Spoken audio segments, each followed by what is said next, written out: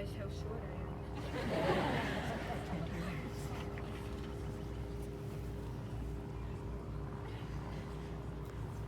Well, good morning. My name is Raeburn-Gibson, and like many of you here, I am a cancer survivor. And like all of you, I have a story. Bits of it may sound familiar to you. As survivors, we all share a part of a similar story. I would like to share a little bit of mine. In the early winter months of 2017, I was feeling terrible. I had headaches, I felt sick, I was exhausted all the time, and I had trouble concentrating in school, and my walking and balance was getting worse.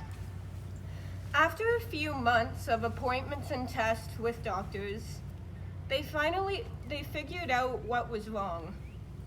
I had a brain tumor. I was rushed to Sick Kids Hospital for emergency brain surgery. I was so lucky. The surgery was an amazing success. Miraculous, really.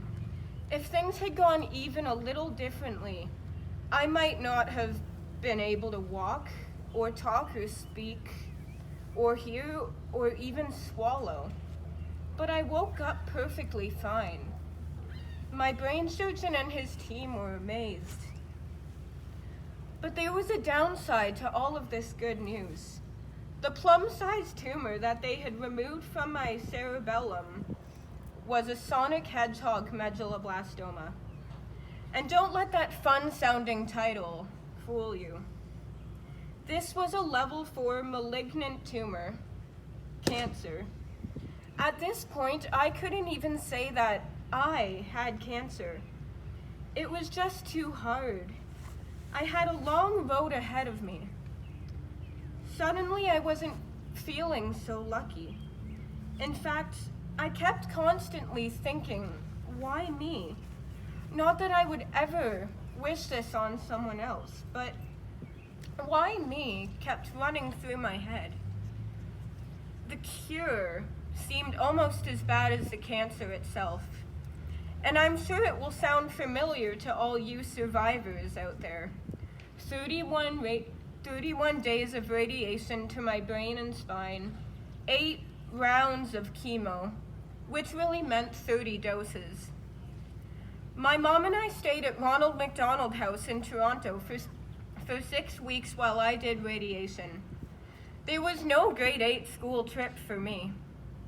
I did make it to my grade 8 graduation, but I felt terrible after all the radiation to my skull and spine. I couldn't even do the father-daughter dance with my dad.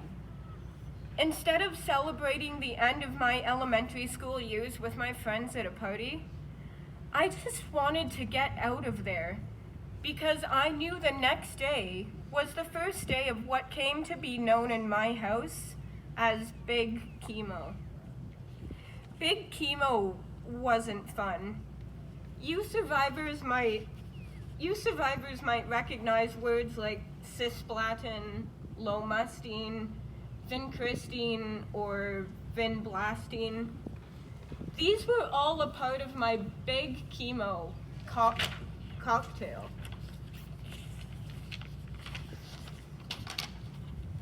I would be admitted to Sick Kids for these and monitored 24 hours to make sure my kidneys and vital signs were okay. After these big rounds, I would feel pretty bad for a few days.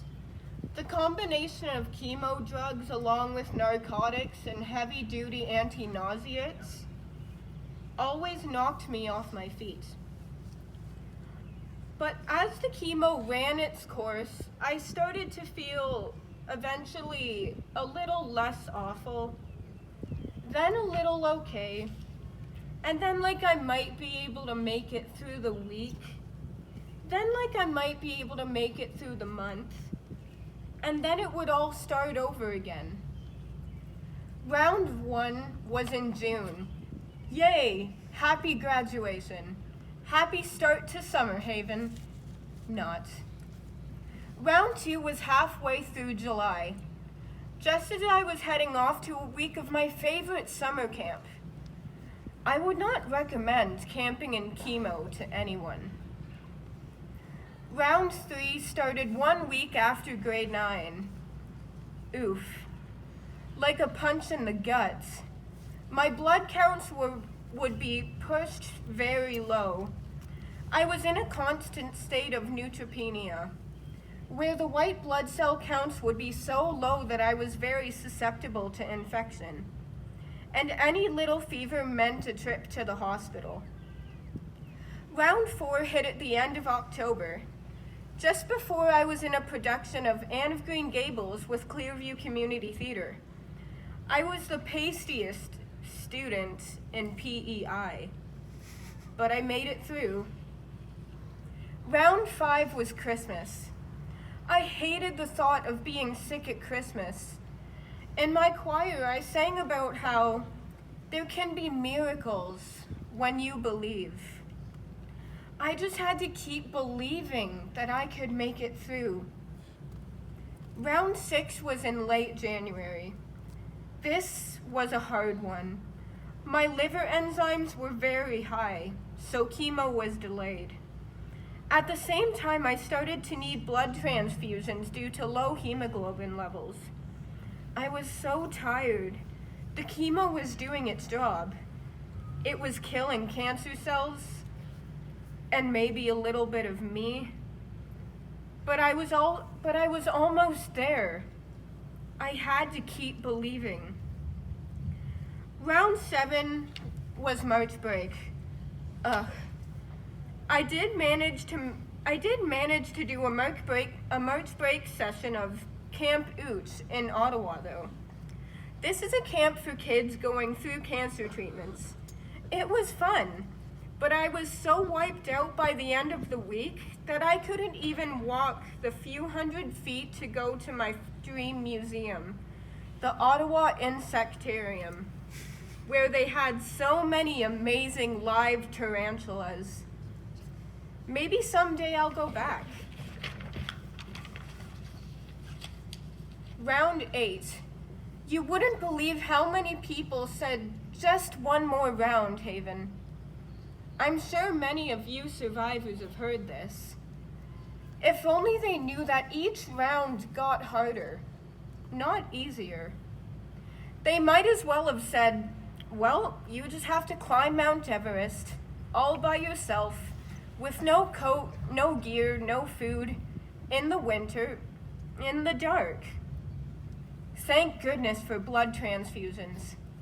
Round 8 kept getting delayed.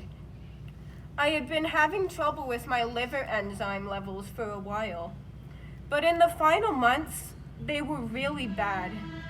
Chemo was delayed for nearly 6 weeks, but finally it happened, and then it was done. I was done chemo. I rang the bell. I was a survivor. I am a survivor. That was almost 1 year ago.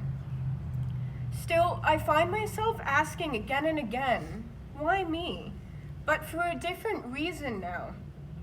Now I wonder why I should be so lucky to be alive. Why did I survive when my friend Jaden didn't? She had a malignant brain tumor, just like I did. And she fought and believed and prayed, just like I did. She was 15 in March of 2018, just like me. But then she died, and I'm still here. And why didn't my dear friend Kevin make it? He died just last month from cancer. Why him? And what about my Uncle Dean? He has cancer of the thymus gland that is spread to his lungs. What if he doesn't make it? Why me? Why did I make it out and so many others didn't, and don't, and won't? And then the scariest question. You all know this one. What if it comes back? Every 3 months, I am reminded of this. I have to go to sick kids for MRIs and clinic appointments. I have won the battle against cancer, but now it's like a 24/7 vigil watch for its return. Even if it doesn't return, I have lifelong repercussions to remind me of what it did to my family, what it did to my life, to me. And so this is where you come in. You can each make such a difference. Every time that you tell someone going through this terrible disease that you are there for them, that you think about them, that you pray for them, it counts. Every bit of awareness counts. Every bit of information that you can share counts. Every dollar counts. And so often it does just come down to the dollars. Dollars that support research. Dollars that support cancer care centers. Dollars that support programs that support human beings going through cancer. We need your love and support, and we need your money. So donate. About 1 in 2 Canadians will develop cancer in their lifetime, and 1 in 4 will die of the disease. Run your laps. 60% of Canadians diagnosed with cancer will survive at least 5 years after their diagnosis. Or just put a hand on someone's shoulder and say, I'm here for you. It all counts. See you on the track.